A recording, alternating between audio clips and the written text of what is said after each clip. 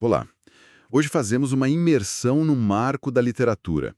Os capítulos iniciais, bem cruciais, de A Metamorfose de Franz Kafka. Temos em mãos os capítulos 1, 2 e 3. Exato. E a fonte, né? Esse texto, ele começa de uma forma que, nossa, acho que todo mundo lembra. Gregor Samsa acorda e, de repente, está transformado num inseto monstruoso. É uma premissa que já te joga direto no coração do absurdo kafkiano. Pois é, um absurdo total. E é justamente esse absurdo e o que vem depois, as consequências, que a gente quer investigar aqui. A nossa missão é ir além da superfície, sabe? Desempacotar o significado dessa transformação tão bizarra para o Gregor e para a família dele, olhando bem para o texto que a gente tem. Como ele lida com isso. E a família como reage. Isso. Vamos analisar não só a luta física do Gregor, que é bem descrita, mas principalmente como essa situação extrema expõe as rachaduras ali na dinâmica familiar, né? Vamos focar nos temas de alienação, identidade, desumanização, que o Kafka já tece desde as primeiras páginas. Então vamos lá. Capítulo 1. Gregor acorda inseto. Ok.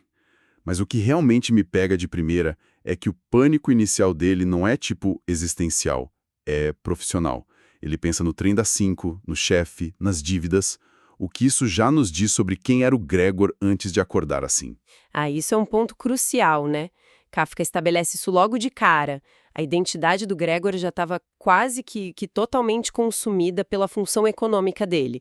Ele era o caixeiro viajante, o cara responsável por quitar a dívida dos pais. A humanidade dele já parecia meio frágil, definida por aquele trabalho super extenuante. Então a transformação física, nesse sentido, quase parece uma manifestação externa de uma desumanização que talvez já vinha acontecendo por dentro, sabe? Faz todo sentido. E a descrição da dificuldade física dele para sair da cama, para se coçar, é angustiante, mas é quase prática. Ele não fica se perguntando por que virou um inseto. Ele tenta funcionar como um. Exato! A narrativa detalha essa luta, o corpo desajeitado, as perninhas que não ajudam, o medo de cair e se machucar feio. Mas o foco não está tanto no horror fantástico, e sim na dificuldade concreta, quase burocrática de fazer tarefas simples. Isso meio que ancora o absurdo no dia a dia, né? E torna tudo ainda mais perturbador. E aí a família entra em cena. Primeiro, só pelas portas fechadas. A mãe, o pai, a irmã, a Gretchen. As vozes preocupadas do outro lado. Mas a voz do Gregor, irreconhecível, um guincho, como diz o texto. A comunicação já começa a falhar ali, né? Sim, a falha na comunicação é imediata. Ele tenta, coitado, tranquilizar eles, dar desculpas sobre estar indisposto. Só que o som que sai é animalesco. E a tensão, nossa, aumenta muito com a chegada do chefe de escritório. Uma figura que encarna toda a pressão, a paranoia do mundo do trabalho que definia o Gregor. Nossa, aquele discurso do chefe é brutal. Muito acusatório, insinuando falta de profissionalismo, até roubo, né? E o Gregor do outro lado da porta, tentando se justificar, prometer que vai trabalhar, defender a honra dele. É desesperador ouvir aquilo. E tudo isso culmina no momento da revelação. O Gregor consegue abrir a porta com a boca, um ato em si já degradante, né? E se mostra. Aí a reação é visceral. O horror do chefe, o desmaio da mãe, a reação inicial de choque e depois choro do pai. É o confronto inevitável com a nova realidade. Mas o mais incrível é que mesmo ali transformado, ele ainda tenta argumentar com o chefe sobre o trabalho.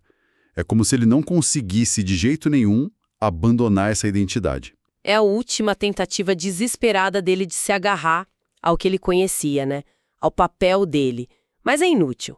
O chefe foge e o pai, aquele pai antes passivo, choroso, de repente assume uma nova postura. Como você interpreta essa mudança súbita no pai? Olha, parece que o choque inicial possa e dá lugar a uma espécie de autoridade agressiva. Ele pega a bengala, o jornal e força o Gregor de volta para o quarto de um jeito muito violento. Exatamente. E essa violência paterna, acho que não é só um evento da trama, sabe? Kafka pode estar explorando como os papéis sociais, a autoridade do pai, o provedor frustrado podem rapidamente se sobrepor aos laços de família quando confrontados com o incompreensível com o outro.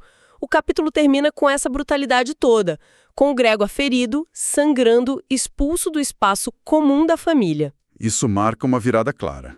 No capítulo 2, a gente já vê as consequências dessa violência e como a dinâmica familiar começa a se reconfigurar em torno do problema Gregor. Ele acorda ferido e a primeira interação é com a irmã, a Gretchen, que assume esse papel de cuidadora.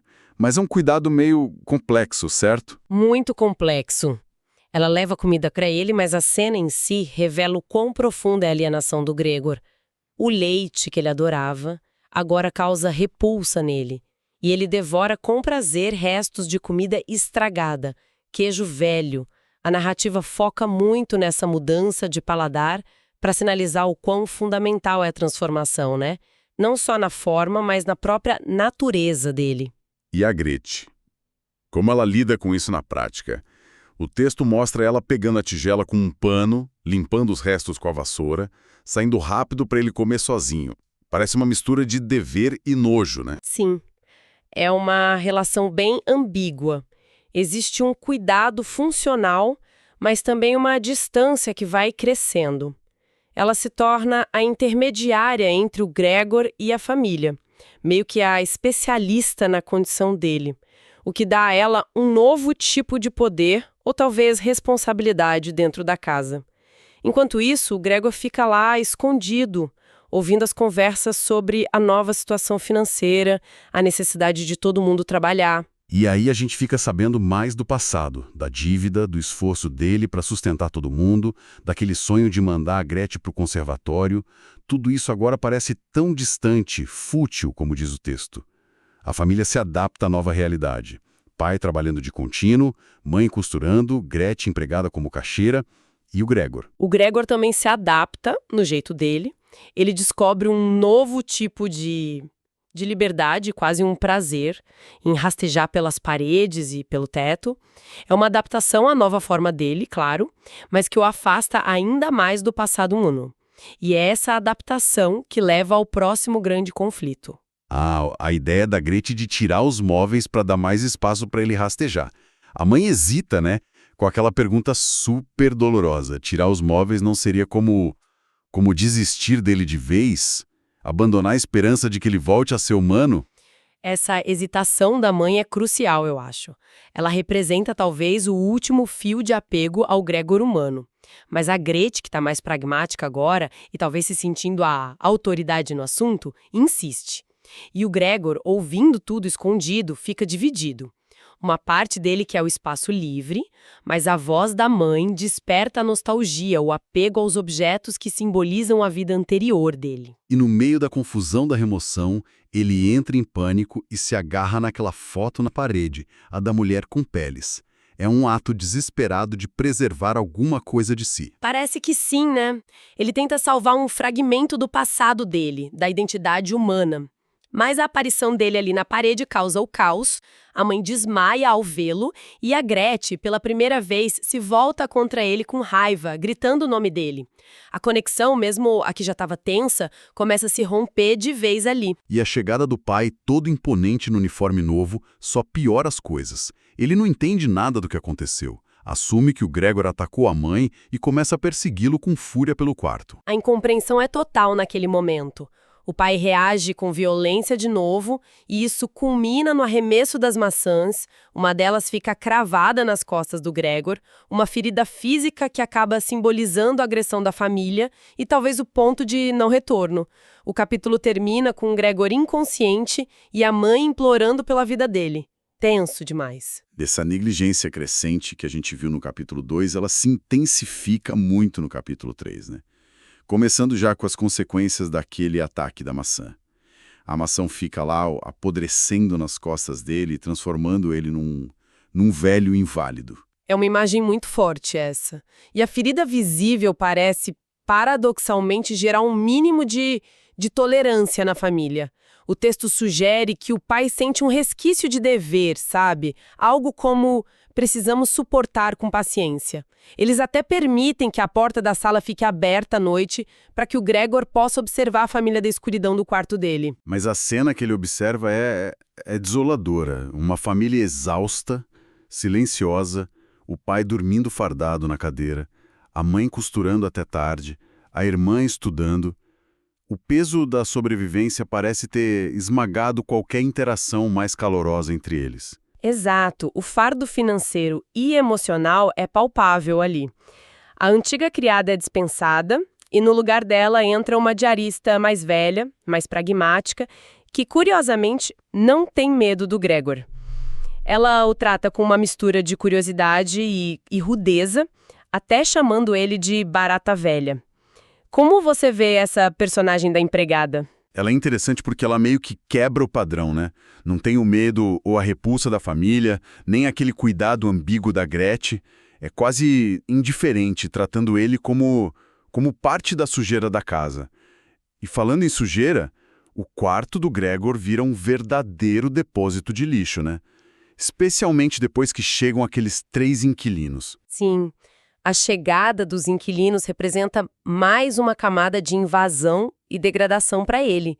Eles tomam o espaço nobre da casa, exigem ordem, enquanto o Gregor é confinado a um quarto cada vez mais esquecido e sujo.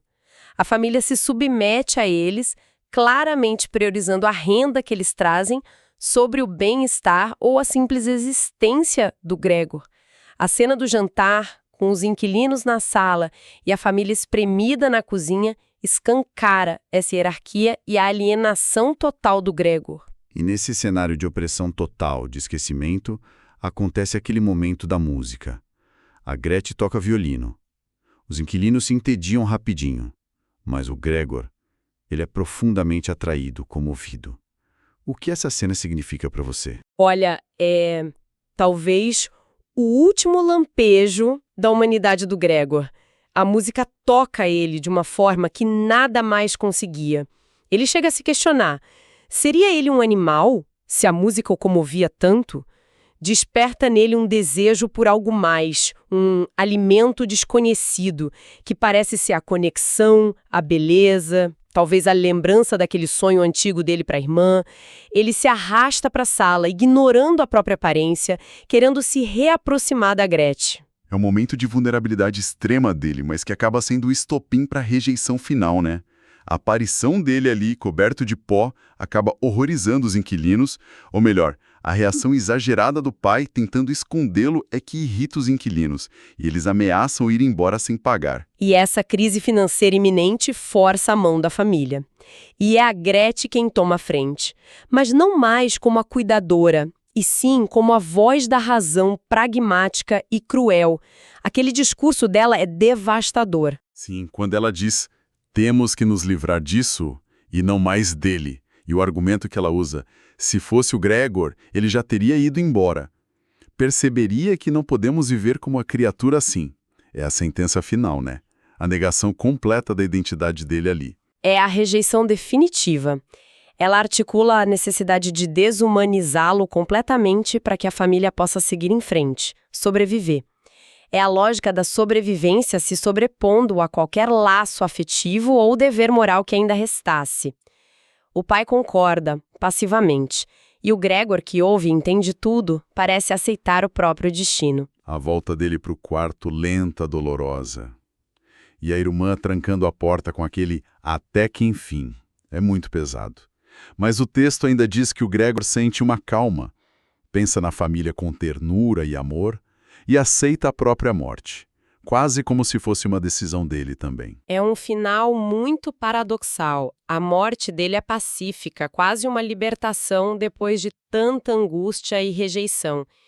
E a descoberta do corpo pela empregada é, nossa, totalmente desprovida de cerimônia, quase cômica na sua brutalidade. Venham ver, morreu. Tá ali estendido. E a reação da família é de alívio imediato.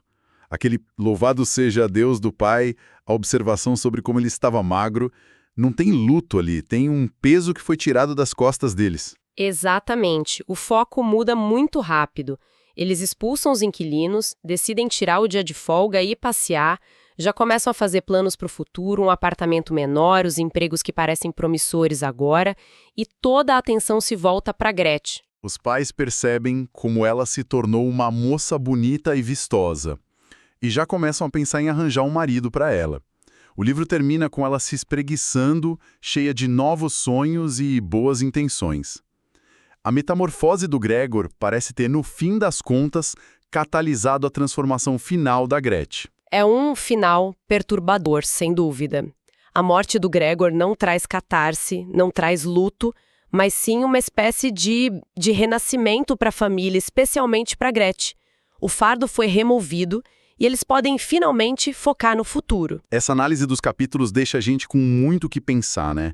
A fragilidade dos laços familiares, a desumanização que pode vir quando alguém se torna um fardo, a dificuldade imensa de comunicação diante do incompreensível, como a identidade de alguém pode ser apagada quando ele deixa de ser útil ou se torna inconveniente. Kafka não dá respostas fáceis, né?